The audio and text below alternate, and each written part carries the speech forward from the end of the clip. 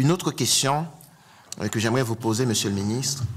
Aujourd'hui, il y a des étudiants étrangers francophones. Et je pense entre autres à nos concitoyennes, concitoyens du Sénégal, du Congo, de la Côte d'Ivoire, du Cameroun, autant de citoyens qui vivent un double problème. Et le double problème est celui-ci, Monsieur le ministre. Il y a bien sûr le taux de refus des étudiants universitaires francophones. Par exemple, quand on voit un taux de refus de 70% par rapport à l'Université du Québec à Trois-Rivières, l'Université du Québec en Outaouais, l'Université du Québec à Rimouski.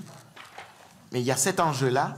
Mais ce que nous disent beaucoup de ces étudiants-là, il y en a actuellement qui sont au Québec, qui sont en train de migrer vers l'Ontario ou le Nouveau-Brunswick à cause de la difficulté qu'ils ont, comme étudiants étrangers, à être reconnus au Québec, à être insérés dans la société québécoise. Qu'est-ce que vous avez à dire à ces étudiants universitaires qui ont choisi le Québec comme terre francophone?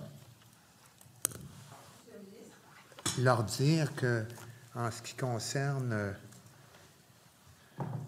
le parcours québécois, on respecte des délais extrêmement rapides parce que la personne fait une demande, par exemple, à l'Université du Québec à Trois-Rivières, elle est admise. Nous, c'est d'émettre un certificat d'acceptation du Québec. Et ça, on le fait dans des délais de quelques jours. Et après ça, la personne doit obtenir un permis d'études d'Ottawa. Ça, collègues, je l'ai dénoncé.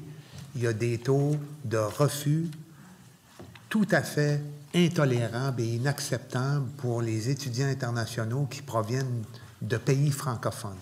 Et ça, c'est partout au Canada. Je l'ai dénoncé, je mets de la pression sur Ottawa. J'ai rencontré en personne à Montréal récemment mon homologue, M. Fraser. Les explications ne me satisfont pas. C'est incomparable avec les taux de refus des étudiants internationaux qui proviennent de pays anglophones.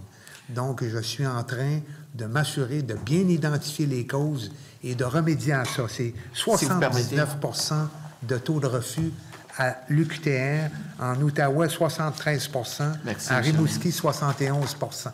J'ai une dernière question rapidement. Oui, bien sûr, excusez-moi. Important pour moi aussi, et je crois pour vous aussi, parce que la question de la pénurie de main-d'œuvre, la qualification des gens sont importants, l'accès au métier, à la formation professionnelle et au cégep pour les enfants des personnes qui sont en attente de régularisation de leur statut.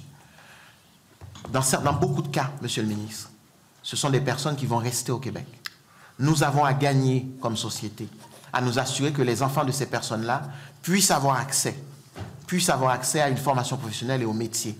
Est-ce que vous pouvez, comme ministre de l'Immigration, comme ministre aussi de l'Emploi et du Travail, vous assurer que ces enfants-là puissent avoir accès? Bien, c'est une question que je vais examiner, mais je vais me prononcer de nouveau sur le potentiel des étudiants internationaux. C'est incommensurable pour le Québec. C'est des personnes qui viennent ici, qui vont dans nos régions francophones, qui se font souvent des conjoints-conjointes, qui décident de s'établir, ils se trouvent une job, ils commencent à travailler, ils demandent la résidence permanente. Ces étudiants internationaux-là, ça m'apparaît crucial que nous puissions aussi les orienter le plus possible vers les collèges et les universités dans les régions francophones et s'assurer de les permanentiser, de les aider à se permanentiser. Fait que je crois beaucoup en ce potentiel humain-là. Merci beaucoup.